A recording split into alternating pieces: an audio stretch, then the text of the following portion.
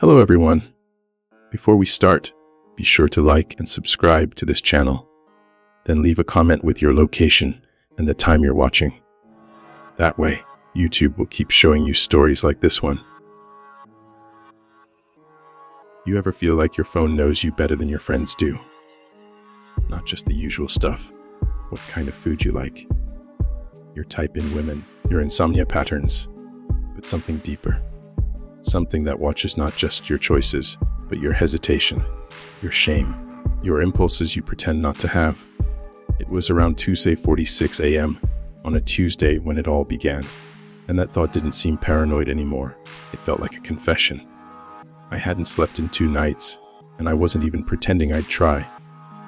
My apartment in Portland was silent except for the hum of my fridge and the occasional creak of cheap pipes inside my walls.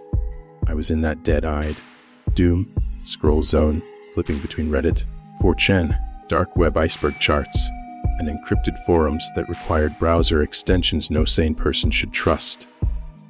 It was then that I found the Threk. No comments, no upvotes. Just sitting there, like a trap that wanted to be obvious and invisible at the same time. She'll match with you if you allow her in. Obsidian app, no store listing.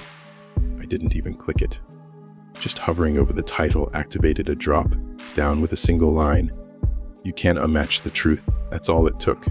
I copied the APK file into a sandbox environment on an old burner Android I hadn't used in 2 years. I knew better than to run things on my main phone, but curiosity is a disease that laughs at preparation. The install was silent. No permissions prompt, no loading screen. Just a black icon with a white dot in the center. When I opened it, there was no login, no password, no fake terms and condition, just a message, reveal yourself. I thought maybe it meant a selfie or some dumb AI matching gimmick, but then I saw the real prompt: to grant access to your camera, microphone, GPS, health data, and sleep activity. I laughed out loud, not just at how blatant it was, but at how I didn't even hesitate. I clicked accept, like it was muscle memory. The screen flickered, and a new message appeared matching begins once you're vulnerable. Then the screen dimmed, and for a moment, I thought the app had crashed. But the camera turned on. Not the front one, the rear. I was looking at my ceiling through the screen, a low, pixelated live feed from my own room. It lasted maybe 3 seconds before it cut to black again. Then it showed me a loading circle. Beneath it, one line, searching for someone who's already seen you. I sat completely still, unsure if I should throw the phone out the window or keep going. But before I could act, the profile appeared. No delay, no swiping, just her. Name Lena, age 23, location your vicinity. Her photo didn't look filtered. No angles, no makeup tricks. Just a pale girl in a gray hoodie, sitting on what looked like the edge of a bathtub. Her eyes were fixed on the camera, but there was no expression, not neutral, just empty. And yet I couldn't look away. I tapped match before I even realized my thumb had moved. The app froze, and I thought maybe the burner had crashed. Then the message appeared: she's seen enough. You're hers now. I swallowed. Was this an IARG? Some twisted performance art? My heart was pounding in that way it does when your brain knows something before your logic does. Then came the first message. Not a bubble, just plain white text on a pitch black screen. You move a lot in your sleep. I stared at those words, and for a second, I actually laughed again, except this time, it was nervous, hollow. I replied, "What, is that your way of flirting?" No response. Then another message popped up, this time with a file attached. The name was just a timestamp 2.13.am. last night. MP4. I hesitated. I knew better, but I tapped it anyway. The video was grainy, low resolution, almost greenish, like night vision. The angle was slightly above me. Too high for a phone, too steady for a handheld. I watched as my own body lay there, curled slightly, one leg out of the blanket. Exactly how I remembered being before I finally passed out last night. I wasn't wearing a shirt. There was the little scar under my ribs from when I fell off my bike in 7th grade. Every detail, undeniably me. My chest rose and fell with deep breathing. In the background, The blinking red light from my cheap smoke detector pulsed every 20 seconds, just like in real life. I paused the video, got up, and looked at the ceiling. There was nothing there. I checked the smoke detector. Just plastic and dust. No lens, no wires, no signals. I played the video again. In the final 2 seconds, my body shifted slightly in sleep, then stopped breathing altogether. The screen went black. I stared at the app, feeling something between nausea and static in my brain. I typed, "What the hell is this? How did you get that?" No reply. Just a new message, "Don't worry. You look peaceful." I ripped the battery out of the burner phone. That didn't stop the dream that night, or maybe it was the next. Time got fuzzy. I dreamed of being watched, not stalked, watched, as if the walls had eyes, and those eyes were patient. I dreamed of sleeping in third person, as if I'd stepped out of myself and left the shell behind, and when I woke up, I wasn't sure I had returned to the right body. I checked every corner of my room, took apart my ceiling vent, opened up the smoke alarm, and even moved my dresser to check behind the wall. Nothing. No wires, no hidden lenses, no explanation. That morning, I connected the burner to my laptop and scanned for hidden folders. Nothing appeared in normal storage, but under a deep search, I found one encrypted directory hidden as Android. Resource update. Inside, there was one file, a photo. I opened it. It was me from behind, taken from outside my bedroom window. The timestamp matched the moment I was inside, tearing the place apart looking for bugs. I live on the 3rd floor. There's no fire escape, no ledge, no trees, nothing to stand on. I stared at the image for what felt like an hour, then deleted it. Not just from the phone, but from the laptop. Wiped everything. Still, I didn't feel clean, like the knowledge itself was stained. That night, I didn't use any device. I turned off the Wi-Fi, slept with my phone in the kitchen, and yet, when I woke up the next morning, there was a new message waiting on my laptop. Not from email, not from any app, just a text file on the desktop labeled "Hi. The contents: you forgot to say goodnight, handsome." That's when I realized this wasn't just a game or a virus. It wasn't even just about Lena. It was about the space I lived in, the air, the silence, the fact that something had burrowed into my life without leaving a single scratch. This was deeper than surveillance. It felt like invasion, and I had matched with it willingly. I didn't open my front door for 2 full days after that last message. Not because I was scared someone would break in, but because I knew, deep down, they already had. Whatever this thing was, Lena, Obsidian, or something worse, it had already gotten inside, and not in the usual way you expect from hackers or scammers or creepy apps that run in the background and steal your data for ads. No, this felt different. It didn't want my information. It wanted me. My presence, my routines, the exact way my left shoulder twitched when I rolled over in my sleep. It wanted access to something more personal than metadata. It wanted my pattern, the rhythm of my life. I sat in my living room, curtains shut, TV off, no music, just the dead hum of silence hanging over everything like a wet sheet. I had turned off every Wi-Fi device, disconnected the router, pulled the batteries out of anything wireless, and even unplugged my fridge, because I couldn't stand the sound anymore. I wanted to feel like I was back in control of my space. But the silence didn't comfort me. It made me feel more vulnerable, like whatever was watching me had already adjusted to the quiet. I kept the burner phone powered down and left it on my fireproof safe, which I'd now moved to the center of my room like some ancient relic. I tried not to look at it. Every time I glanced at that dead black screen, I felt like I was staring at a closed eye that could snap open at any second. I thought maybe I could reset everything. Go to a new city, change phones, never touch the app again. But I hadn't even installed it on my main phone, and it still found a way in. Somehow the infection had spread not like code, but like a scent, like an invisible fingerprint smeared across every part of my life. And then came the second video. I didn't open it, at least not at first. This one didn't come through Obsidian or the burner phone. It came through my TV, At 3:08 a.m., while I was lying on my couch pretending to sleep, the screen flickered on, even though I hadn't touched the remote in hours. No source was selected, just static. Then, like before, a grainy, green, tinted feed appeared with me at the center of it. Except this time, the camera wasn't aimed down at me. It was eye level, from across the room. The angle was impossible. I had moved every piece of furniture. There was nothing in that part of the room, just an empty wall. In the footage, I was sound asleep on the couch, legs half, hanging off the edge, a blanket draped over me. And then, movement, barely visible, just in the corner. A shadow, something moving in a reflection on the TV screen in the video. That detail nearly broke me. Not what it showed, but the logic of it. A video playing on my TV, showing a video of me sleeping, with a reflection on its TV of something moving. It was recursive, like the app wasn't just watching me now, but watching me through time, like it had access to different moments of me and was stitching them together. I ran to the TV and pulled the power cord from the wall. Sparks jumped. The screen snapped to black. I collapsed onto the floor, breathing hard, soaked in sweat. My chest felt tight, like the walls were closing in, not just physically, but dimensionally, as if space itself was compressing.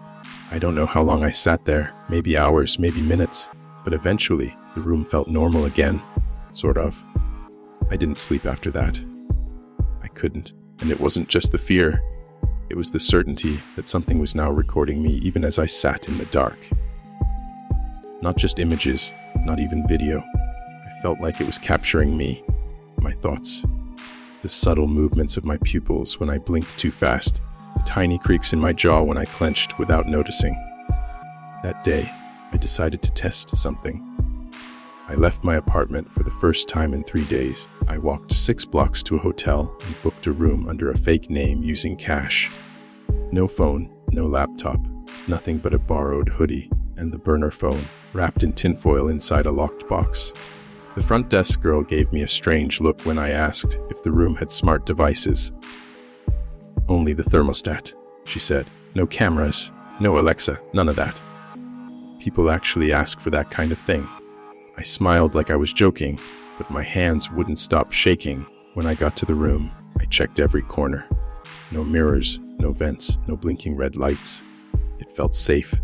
I took a shower, turned the thermostat off, pushed the dresser against the door, and tried to lie down.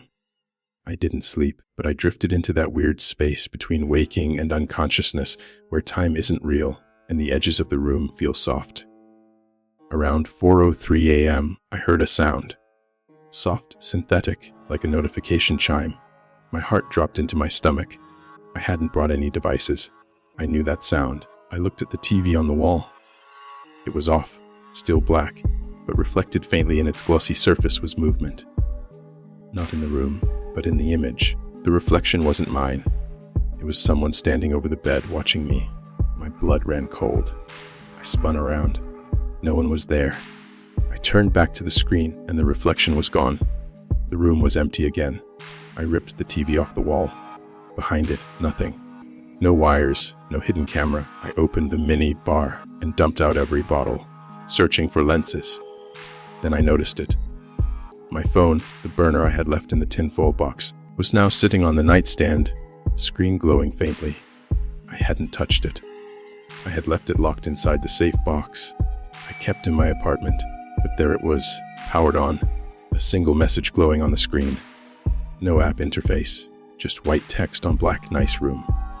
You look more relaxed here." I couldn't move, couldn't breathe. For the first time in my life, I genuinely questioned if I was losing my mind. Was any of this real? Had I fallen asleep days ago, and this was some endless stress dream? But it didn't feel like a dream. Dreams don't have such specific, relentless logic. Dreams don't stalk you across devices you never connected. Dreams don't follow you into a hotel with no digital access. I picked up the burner phone with shaking hands. Everything changed because it meant I wasn't just being watched. I was being streamed, and not from a device I could control or understand. The camera showing me asleep wasn't mine, and the footage wasn't being saved locally. It was being transmitted from somewhere else entirely, somewhere I couldn't reach. I remember sitting on the floor that night, my back against the door of my room, like it was going to stop anything that wanted to come in. Every noise in the building felt like a signal, every creak a shift in presence. I hadn't left the house in 3 days, too afraid of what I might find if I looked outside. But it didn't matter, even when I unplugged the Wi-Fi, disconnected everything, and threw my phone into the freezer like that would somehow muffle it. The video still came. This time, it wasn't sent by Lena, or at least not by name. It appeared as a folder in my documents called EchaFeed. Inside it was a single video titled, "You Stayed Still Tonight." It opened without any video player, playing automatically as soon as I clicked. The layout looked like a CCTV system, a wide, angle shot of my room from the corner, where no camera should have been. I watched myself lying still, blankets pulled up to my neck, eyes closed, face peaceful. But something felt wrong. I was too still. I didn't move once in the entire recording. Not a twitch, not a turn, not a single breath. And then, at exactly 3:14 a.m. in the footage, my eyes opened. In the video, the version of me lying in bed just stared directly at the camera. No emotion, no reaction, no blinking. The app was back. Obsidian. I hadn't reinstalled it. I hadn't even connected to Wi-Fi, but it was there. This time, no profile, no Lena, just the feed. My live feed. But this one wasn't from earlier. It was now. Me, standing in the hotel room, staring into the screen. Behind me on the bed, a figure lying still, exactly where I had been moments ago. The screen was showing me, but with a delay. It was like it had recorded everything 5 seconds into the future. I turned around again. Still no one there. But when I looked back at the screen, the figure in the bed slowly sat up. My knees gave out. I dropped the phone. When I scrambled to pick it back up, the screen was blank. Obsidian had vanished again. Just a normal phone now empty. No apps, no files, no history. I didn't go back to my apartment that morning. I sat in the hotel lobby, trying to convince myself to call the cops, a friend, anyone. But how do you explain this? Hi. I downloaded a creepy dating app, and now it sends me videos of myself from angles that shouldn't exist. Also, I think it's watching me from the future. They'd lock me up. Maybe they should, but I didn't feel crazy. I felt like I was touching the edge of something, just beyond explainable, like when you stare at static long enough and swear you can see faces. I didn't check out of the hotel. I just left, walked for hours, passed by people living their lives like none of this could ever happen to them. Couples at coffee shops, kids skateboarding, someone on a conference call in the park. I envied them, so blissfully unaware of how close we all are to the things that want in. That night, when I finally forced myself back home, everything was as I left it, except for one thing. On my desk was a Polaroid photo. Real, tangible, not digital. Someone had broken in to leave it there. The picture showed me asleep on the couch from 3 nights ago. But there was something else in the frame, barely visible in the shadows, a shape, a blur, like someone mid-step, frozen halfway between visibility and vanishing. On the back of the photo, written in shaky ink, "You sleep better when you know she's near." I burned the picture, but the smell lingered for days. So did the silence, and when I lay down that night, afraid to close my eyes, I knew this wasn't about matching anymore. This was about merging. The moment I realized the footage wasn't coming from my phone, I sat there frozen, heart pounding in my neck. The version of me on screen never broke eye contact with the lens, like he knew I was watching, like it was all for me. I closed the video, ripped the laptop cord out of the wall, and threw the whole thing into my closet. That night I didn't sleep. I didn't lie down. I sat on the couch with all the lights on, holding a kitchen knife I didn't even know I had. Around 4:03 a.m., my TV turned on by itself. I don't even have cable. Just a smart TV I barely use. The screen lit up with the same wide angle shot of my bedroom, same camera angle, me still in bed, eyes open, staring. But I was on the couch. I turned to look at the hallway toward my bedroom, and every hair on my body stood up.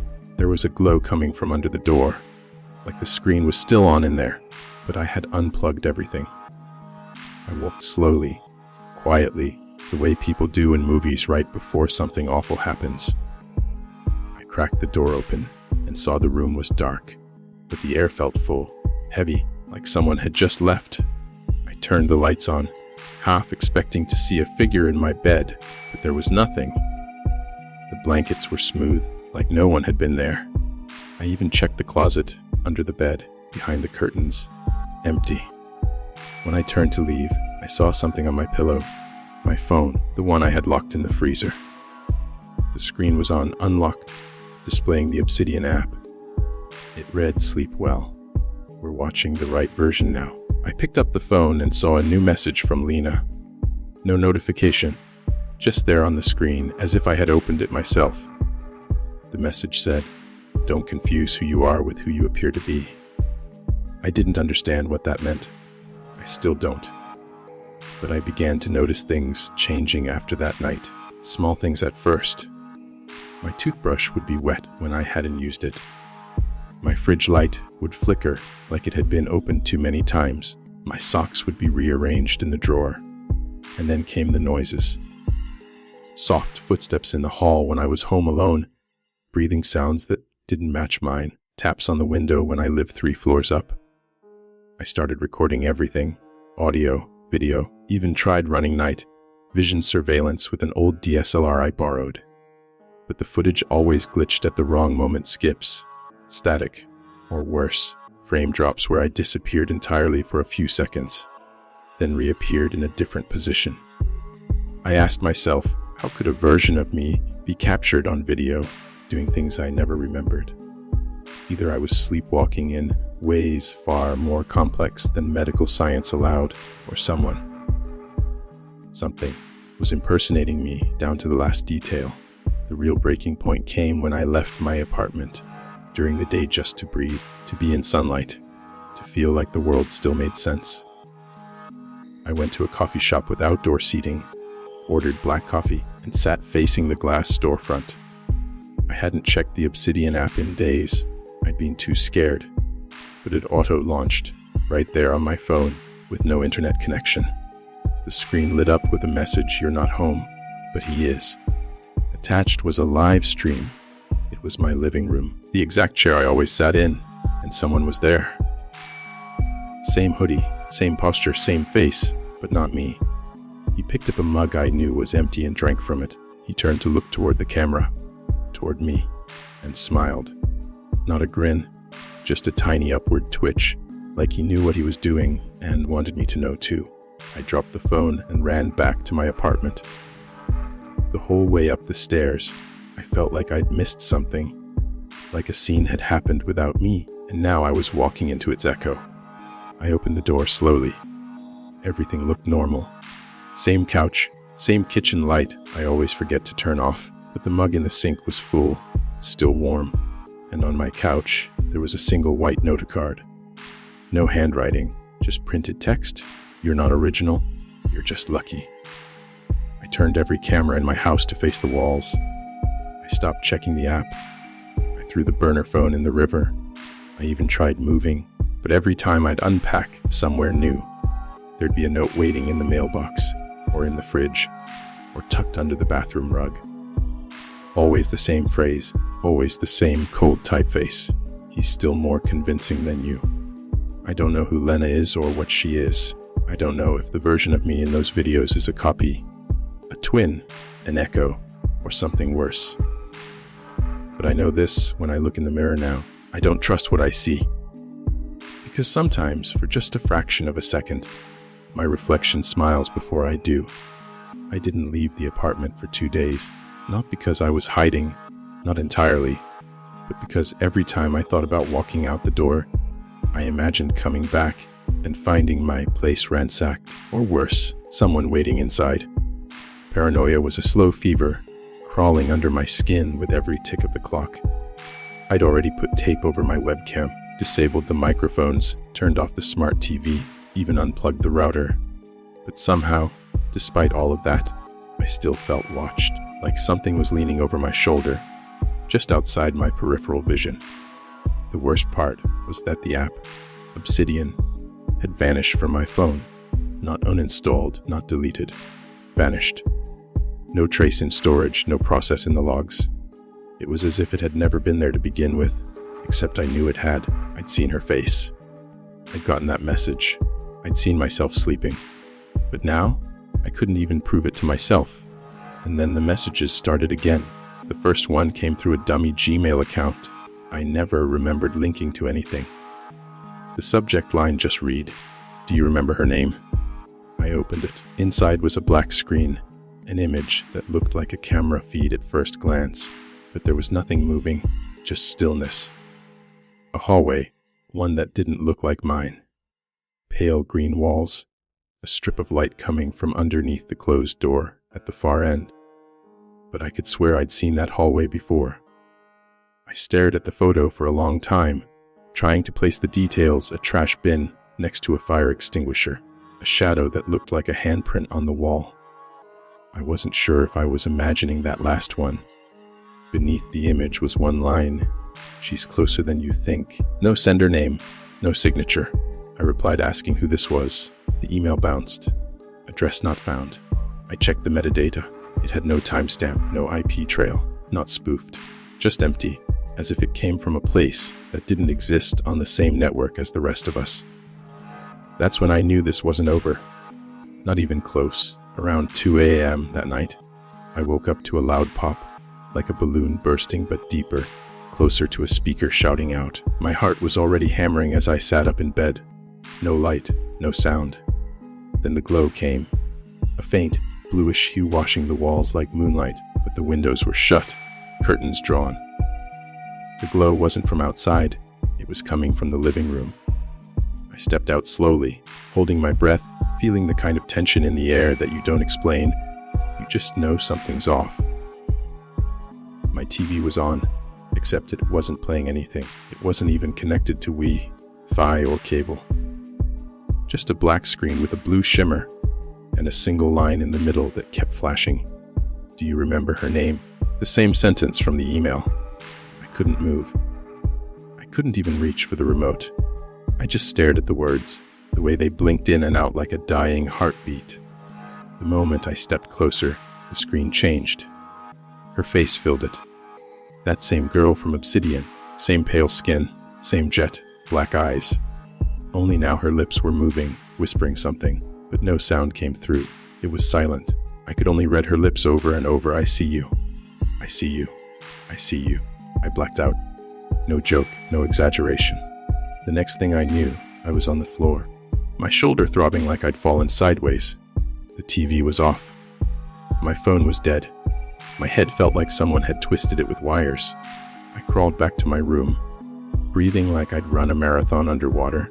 And still, I couldn't stop thinking about her lips, the way they moved like they weren't meant to speak words in the first place. Like whatever she was trying to say wasn't for me. Or maybe it was, and I just wasn't ready to understand it. The next morning, I took my hard drives, my old backups, everything from my phone, and dumped it into a digital forensics app, hoping to find even one trace of the Obsidian APK file. Nothing. But I found something else, something that didn't belong. A folder buried 6 layers deep in my system. It was called Heartbeat. It didn't have a timestamp. It didn't have a size, but it had contents. One file, a video. I hesitated, but I clicked it. The screen lit up, and for a second, I thought I was just watching old security footage, grainy, black and white. A hallway, the same hallway from the email photo, same pale green walls. But now something was moving. At the far end, a door opened slowly, just enough to reveal a leg. Pale, bare, feminine. The girl stepped out, looking straight at the camera. Her eyes were hollow, not emotionless, hollow, as if something had scraped out everything behind them, and left only a shell with sight. She walked slowly towards the lens, step by step, no sound, no breathing. Her hands dangled at her sides like they were too heavy. When she got close enough, her lips began to move again, but this time, there were words.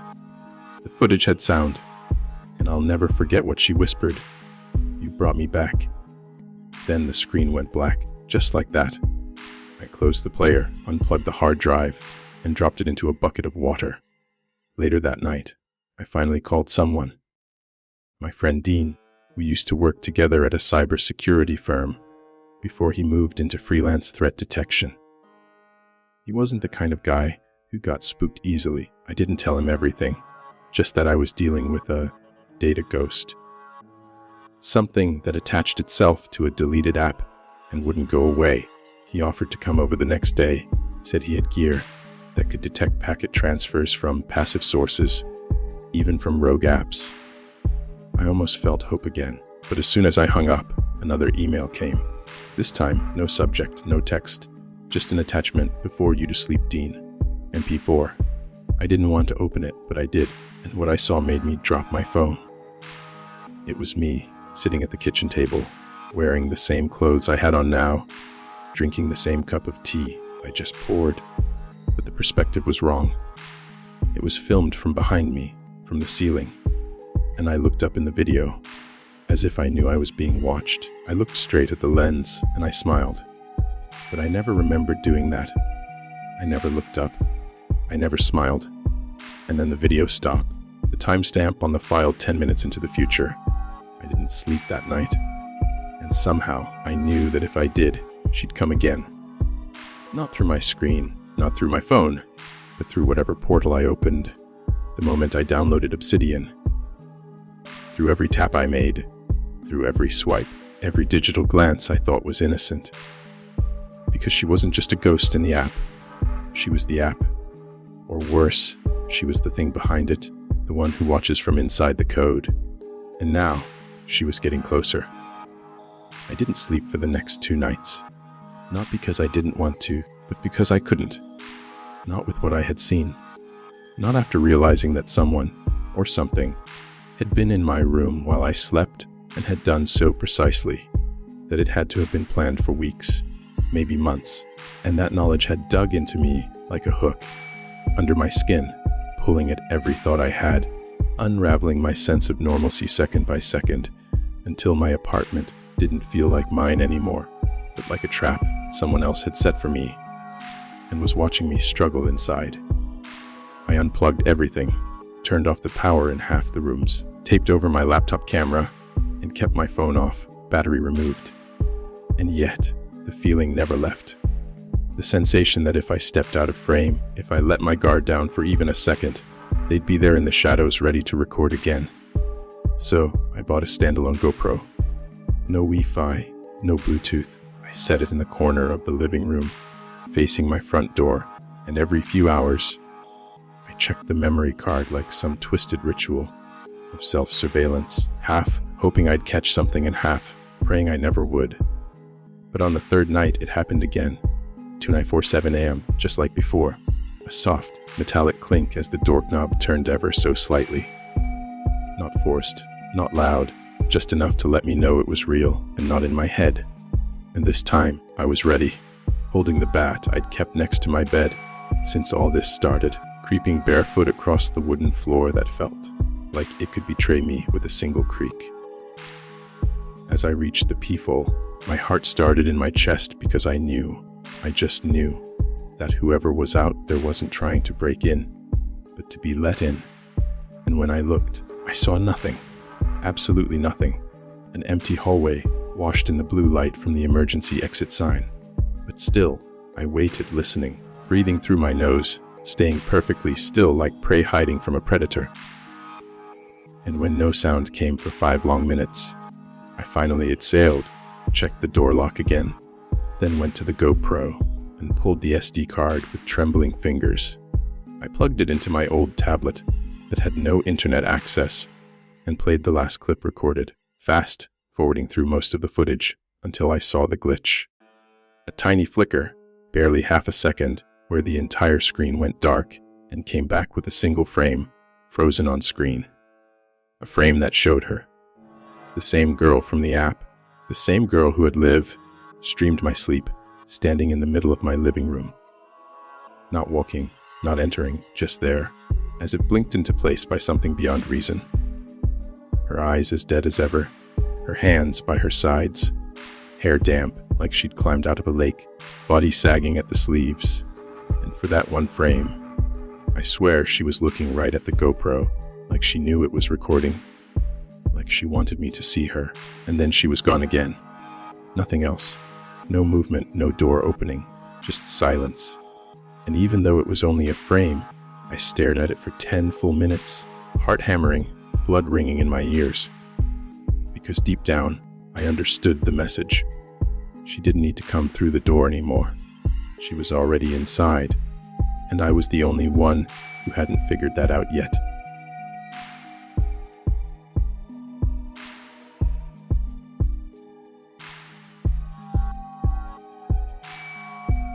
I never believed the stories people whispered about the dark web being more than just a swamp of illegal trade and bizarre forums.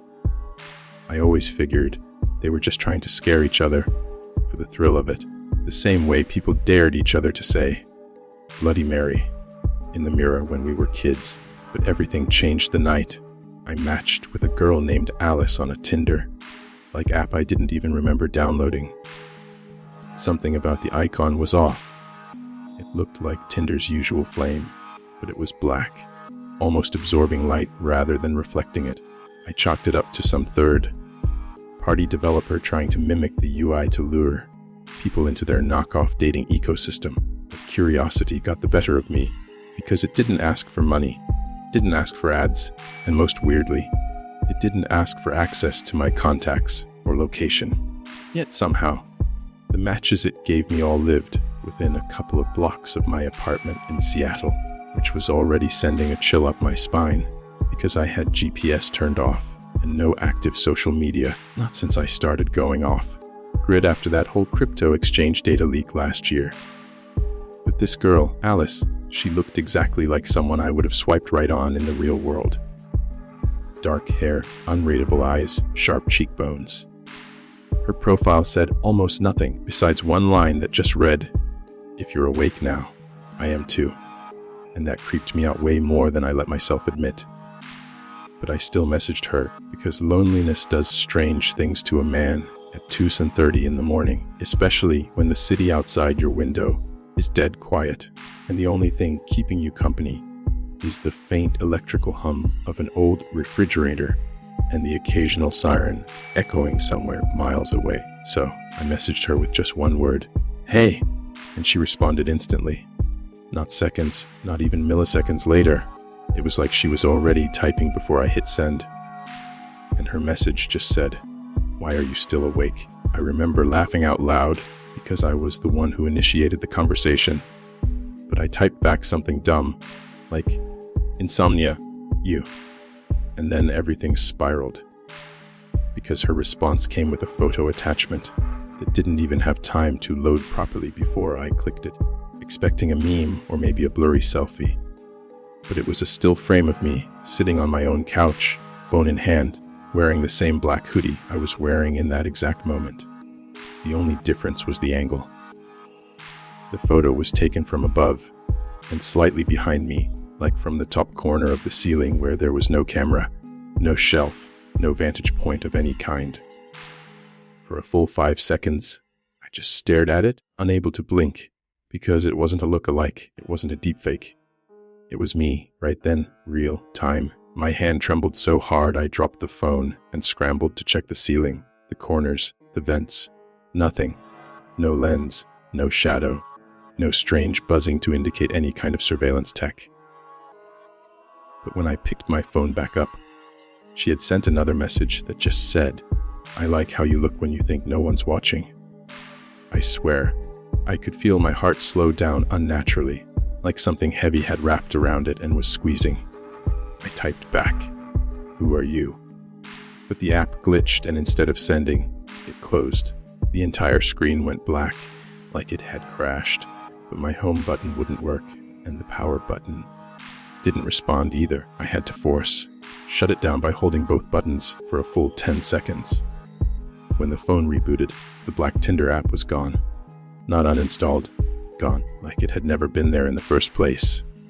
I checked my recent apps. Nothing. Checked my downloads. Nothing. Checked the App Store and found 0 results for Tinder Obsidian, or whatever it was called. And just when I thought it might have all been some sleep-deprived hallucination, a dream slipping between consciousness and unconsciousness, my phone buzzed again. It was a text message from a random number with no caller ID, no area code, just an international string of numbers. And it just said, "You looked away too fast."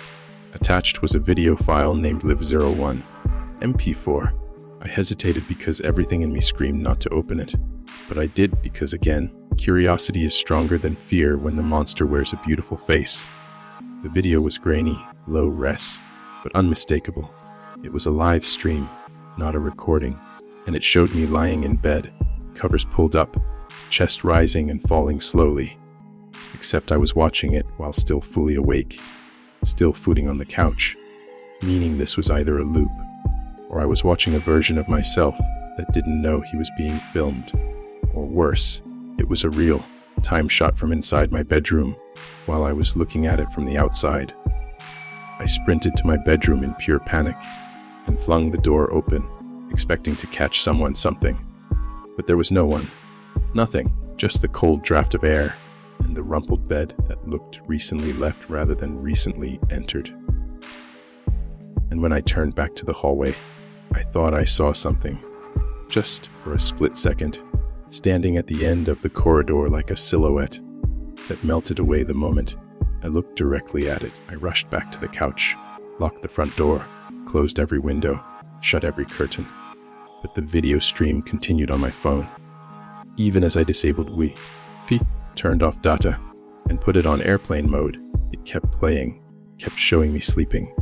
The angle slowly moved, as if the camera were crawling closer to my face, inch by inch, like whatever was filming was getting bolder, more confident. I threw the phone across the room, but it kept buzzing.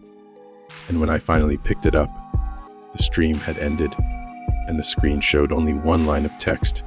"I'm not on the app anymore. I'm in your house." And that's when I started to believe all the stories, all the whispers, all the warnings about dating apps that weren't really apps, about games that weren't meant to be played, about girls who weren't looking for love, but for doors to walk through. Doors like me, cracked open by boredom, loneliness, and too many unanswered messages at midnight. As I sat there shaking, staring at that final message on my phone, I realized something was different. Something in the room had changed. A scent I didn't recognize, like lavender and dust. A faint breath that didn't come from my lungs. And I realized then that I wasn't alone anymore. And that the match I swiped right on wasn't just a person or a hacker or a ghost in the machine. It was something else. Something that didn't need an app to find me again. Because once I matched, I had given permission. And now it had come through, and the worst part was, I still didn't even know what it really was. The next morning felt like the longest day of my life, even though it started with me waking up after what couldn't have been more than 3 hours of restless sleep. I sat on the edge of my bed, staring at the floor, the image of that blurry, glitchy live stream playing on a loop in my head, like some cursed memory I didn't ask to have. Every time I blinked, I could almost see her again, standing in the dark corner of my room, unmoving, expressionless, as if she had always been there. There was nothing in the app history, no evidence that the stream had ever even opened. The app was gone from my phone entirely, as if it had never been there to begin with. I'd been up all night scrubbing through my storage files, checking hidden folders, looking for a cache, but there was nothing. Just a blank slate where something deeply wrong had happened. My body ached like I'd spent the entire night in a fight I couldn't remember. I tried telling myself it had been a bad dream, some sort of hallucination brought on by insomnia and stress. But the way my bedroom felt now, cold, still wrong, told a different story.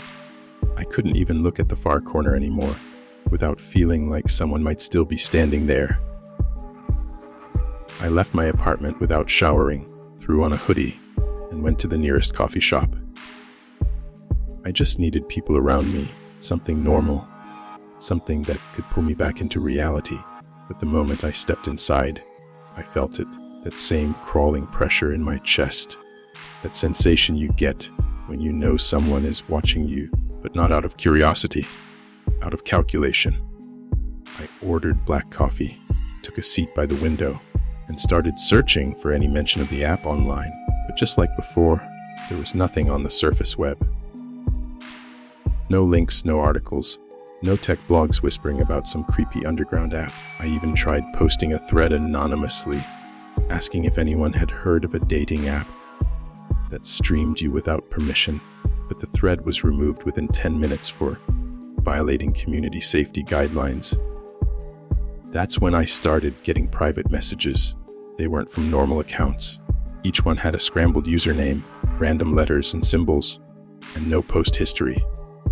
The first message just said, "You shouldn't have swiped right." The second, "She already picked you." The third one came with an image. I opened it without thinking and instantly felt the blood drain from my body. It was a picture of me, taken from the same angle as my bed cam. Same messy hair, same hoodie from last night. But my eyes were open in the image, wide and staring directly into the lens. I never remembered waking up. I never remembered looking. My hands were shaking so hard, I almost dropped the phone. I looked up to scan the room, half expecting her to be sitting in the corner of the cafe, watching me with that same dead expression. But there was no one. Still, I couldn't shake the feeling that someone, somewhere, had eyes on me at that very second. That night, I didn't go home. I booked a motel room an hour away and paid in cash. The room was small, a faded yellow wallpaper peeling near the ceiling, and a humming air conditioner that barely worked. But it felt safer than my apartment. I checked the windows twice, jammed a chair under the door handle, and even unplugged the TV just in case. I powered off my phone, removed the battery, and shoved it into the microwave. I didn't even care if I was overreacting anymore. I just wanted to feel invisible. Around 10:30 a.m., I finally dozed off. No nightmares, just blank blackness for a few hours. But then something woke me up again. Not a sound, not movement, just awareness. That internal jolt that tells you you're not alone. I didn't open my eyes at first. I listened.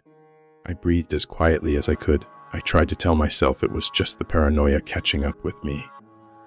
But then I heard its soft static, faint, like a weak radio signal trapped behind the motel walls. I opened one eye. The TV, unplugged earlier, was on. The screen was black but flickering, a white cursor blinking in the top left corner. And then one word appeared, slowly typed in a blocky, old school font. Awake. I jumped out of bed and ran to the wall socket. The cord was still unplugged, just dangling. The screen didn't care. I reached for the chair jammed under the door. It was still there, but the chain lock above it was unlatched. I stared at the door for a long time, my ears ringing. I didn't have my phone. I didn't have anything to record what was happening. I grabbed my backpack and ran out of the room barefoot, straight into the parking lot, where I stood under a flickering lamppost, trying to convince myself I hadn't just dreamed it all again. But I knew better. When I finally dared to go back into the room an hour later, everything was off again. The TV was dead. The chain was locked. My bag was untouched. But on the pillow where I'd been sleeping, there was a single item I hadn't seen before, a folded napkin from the cafe I'd visited earlier. On it, written in what looked like black eyeliner, were 3 words: "You looked back." I checked out of the motel before the sun rose. I didn't go home. I didn't even know where I was driving, just away. Every time I looked in the rearview mirror, I expected to see her face staring back from the back seat. I knew deep down that this wasn't over. Swiping right on her wasn't just a bad decision, it had been a door opening. And now, whatever was on the other side had decided to follow me through. The morning, after I found the burned matchstick by my pillow, I didn't leave my apartment. I couldn't. I just sat there, on the edge of the bed, staring at my front door like it might breathe. My phone was powered off and ducked, taped to the inside of my fridge.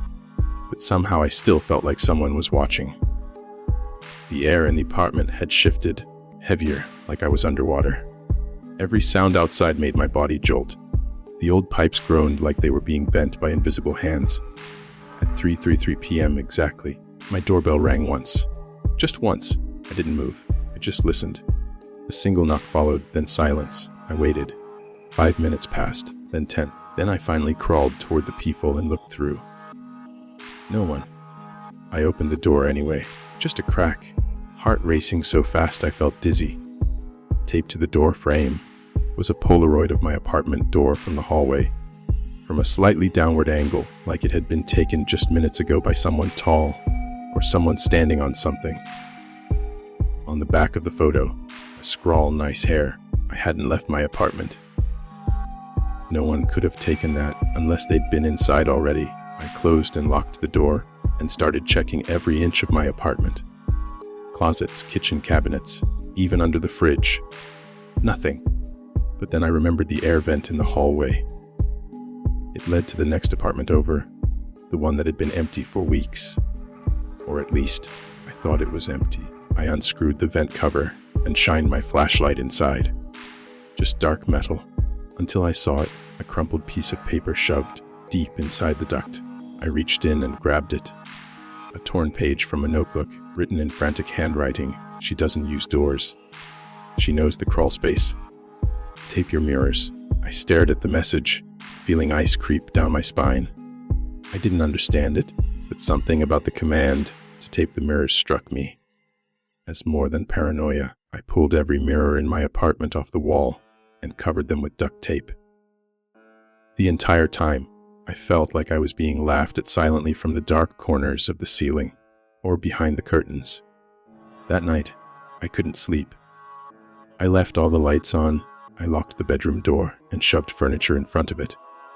I sat up in bed and stared at the blackout curtain until my vision blurred. Around 2 a.m., I heard it again, something sliding, like a body dragging slowly across the carpet. It was faint, distant, but close enough to not be outside. Then I remembered the crawl space above the laundry room. I hadn't checked it. I didn't want to. But I needed to know. So I grabbed a bat, turned on every light, and made my way down the hall. The small square panel in the ceiling hadn't been touched. No dust disturbed, no fingerprints. But when I turned to go back, I froze. Every single light I'd turned on had gone dark. My apartment was pitch black, silent, dead. And from the hallway behind me, I heard a voice. Not a scream, not a whisper, just one word spoken soft and low, like it was brushing against the back of my neck. A smile. I ran. I didn't look behind me. I slammed the bedroom door shut, threw the dresser in front of it, and curled up against the far wall with the bat, gripped so tight my knuckles turned white. Hours passed. Eventually, the lights flickered back on by themselves. I checked every light switch. They hadn't been flipped. My power hadn't gone out. Nothing made sense. But then I noticed the message written on the inside of my bathroom mirror. Under the tape, just barely visible through a tear in the duct tape, written in red lipstick, the same shade the girl wore in her profile photo. It said, "Don't stop swiping."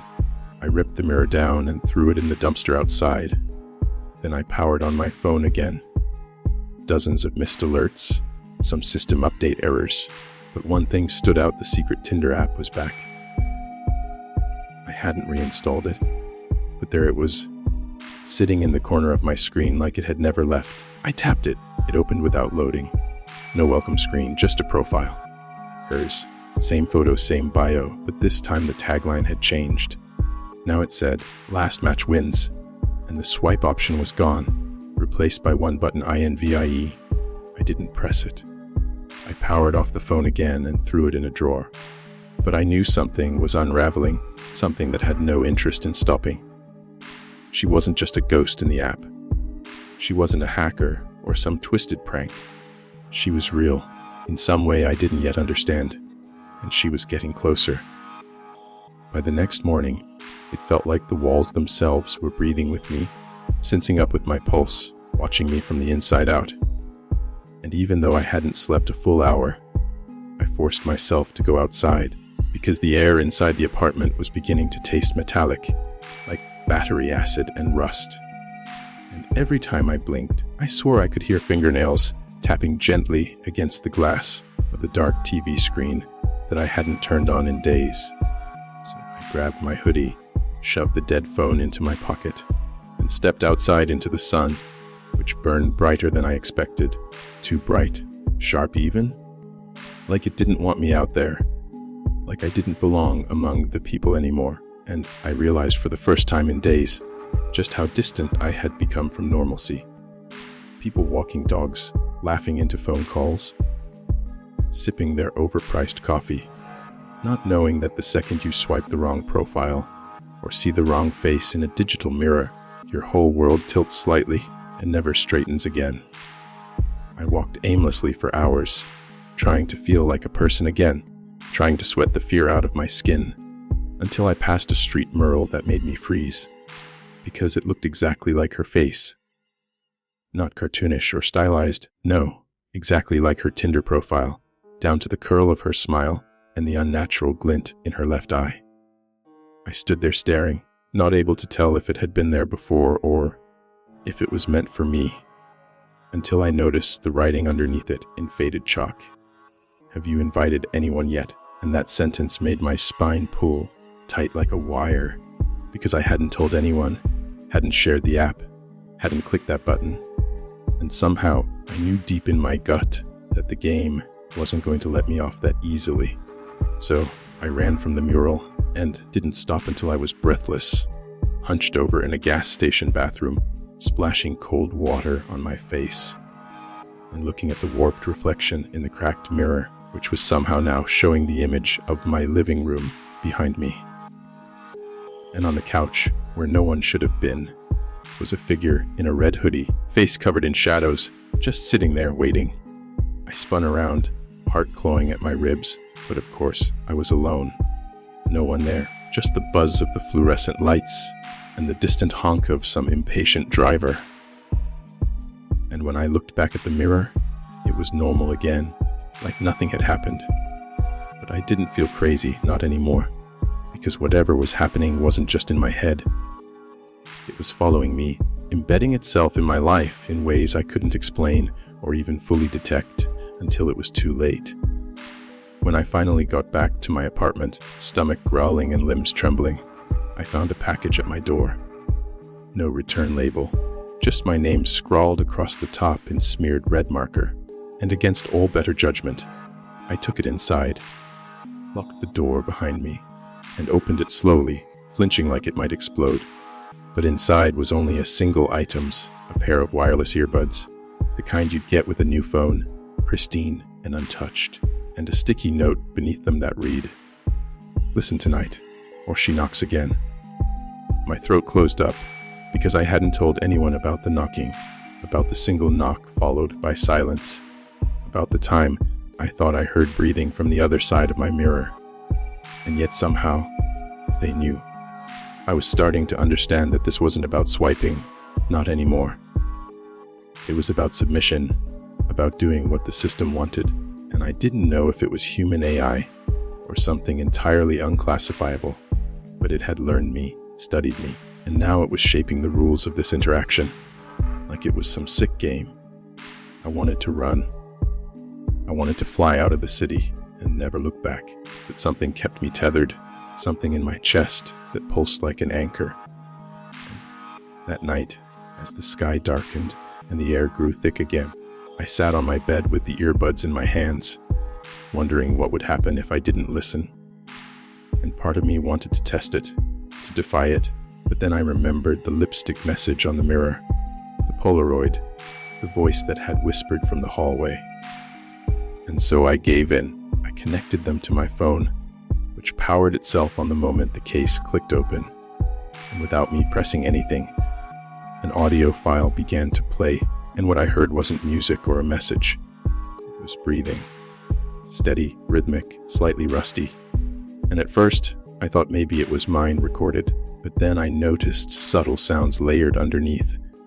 The creak of a floorboard, the rustle of fabric, and then, unmistakably, the soft click of my bedroom door opening. Even though I was in the room, door closed, no one near it. I froze, too afraid to turn around, too afraid to pull the earbuds out. And then came a whisper. So close it felt like it was being whispered into my actual ears. "You're facing the wrong way." I jumped, tearing the earbuds out and spinning around, but there was nothing there. No one. Just empty space and my own choked breathing, but something was different. My curtains were drawn now, even though I never touched them. And the closet door I always kept shut was now open just a crack. I stood there staring, paralyzed, trying to decide whether I should run or confront whatever was behind that door. And then the closet creaked open more on its own, slowly, deliberately, and something fell out. Not a body or a hand, but a phone. My old phone, the one I had lost months ago at a bar. The one that should have been gone for good. I picked it up with shaking fingers, unlocked it, and found only one app installed on the screen, the secret Tinder. And the icon was moving slightly, like it was breathing too. This time, I didn't open it. I smashed the phone against the floor until it cracked in half, until the battery hissed and the screen shattered. And then I threw the earbuds into the sink and ran the water over them until they sparked and died. But I knew, deep down, I knew that it wouldn't be enough, because this thing, this presence, this force pretending to be a woman on a dating app, it wasn't bound by normal rules or logic, or even electricity. It was part of something bigger, a network maybe, a ritual hidden in code and connection.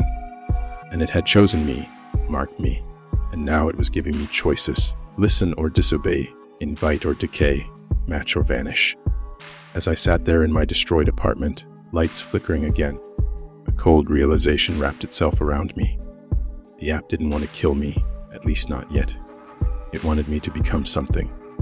Maybe a messenger, maybe the next profile that would smile from the other side of someone's screen, waiting patiently to be swiped right into their life.